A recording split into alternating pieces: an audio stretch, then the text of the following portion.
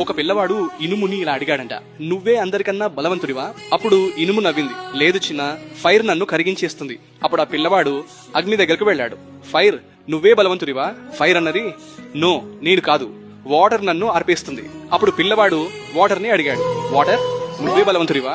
అప్పుడు వాటర్ చెప్పింది, లేదు, మనుషులు నన్ను తాగేస్తారు.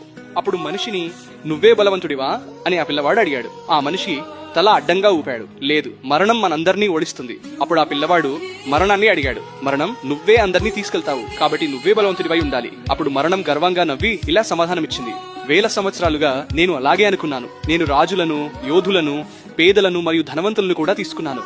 ఎవరూ నన్ను తప్పించుకోలేరు. కానీ ఒక రోజు ఒకతన్ని కొట్టారు, సిలువ వేశారు, మరియు నేను సంతోషించాను.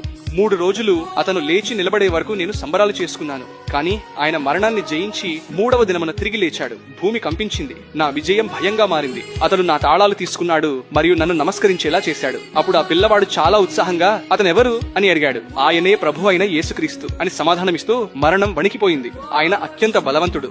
యేసు మరణం కంటే బలవంతుడని మీరు నమ్ముతారా?